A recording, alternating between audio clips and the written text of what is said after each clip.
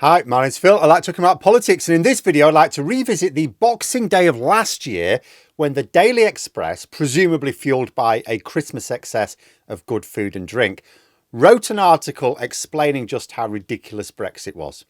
They amended the article a couple of days later after realising what they'd done, but the receipts were kept. But first, for daily political commentary, please hit the subscribe button so you don't miss out. So yes, as well as various countries not even agreeing when Christmas Day is, in the UK we have our own special little event on December 26th.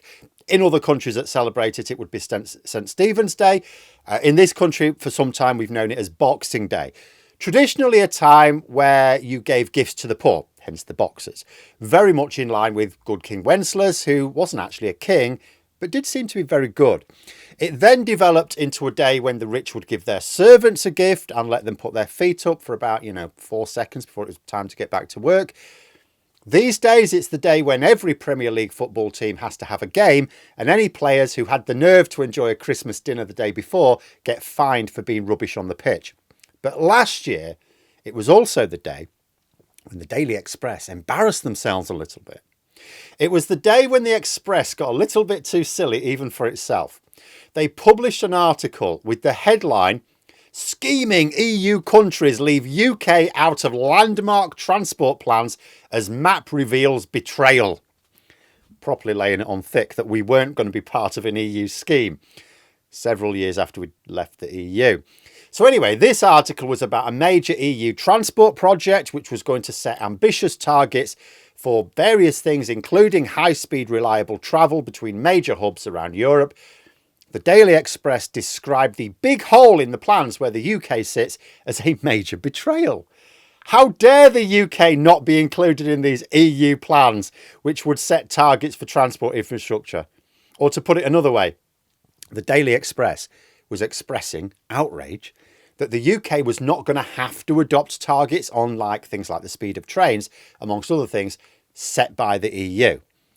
It was also going to link rail and air travel, things like that. An integrated transport strategy, effectively. Just what any modern society would want. And the Express were upset that we weren't going to be told to do the same as the EU.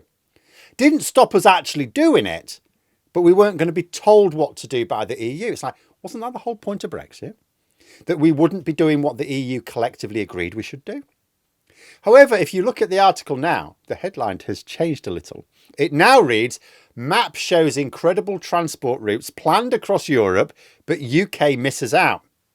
They've removed the betrayal there. They've removed the bit about scheming EU countries. And you can see from the changelog that it was updated 2 days later. Presumably after the editor sobered up a little and realised what they'd done whilst pissed on the mulled wine. But even after removing references to the idea of not having to do what the EU says as a betrayal, the headline and the article both expressed disappointment that we would not be part of this grand project still. Remember, this was just after Rishi Sunak cancelled the last lingering scraps of HS2. We were only going to be left with a single new rail line between Birmingham and London, but which wasn't actually going to link up with either Birmingham or London in any meaningful sense. So after the collapse of the only infrastructure project the Tories pretended to have in what was at the time nearly 14 years in power, you can see how even Express writers would be looking at what was coming in Europe like a sad puppy looking out of the window, all the other puppets playing in the snow while they were stuck inside being forced to wear a terrible Christmas jumper. If anything, it just shows how false many modern journalists are. They're not writing articles to inform the public as they see things. They're pushing a narrative set by their offshore billionaire owners. But filled with the spirit of the season and no small amount of wine, it appears that occasionally they accidentally publish something which highlights the absurdity of their narrative. Wonder if they'll do it again this year. But there we are. Those are my thoughts. Back to the normal schedule tomorrow, I think. Let me know your thoughts in the comments below. If you've enjoyed the video, please click the like button and subscribe for further content. If you'd like to support the channel further, you can click the join button for memberships. Thanks for listening, and until next time, I'll see you later.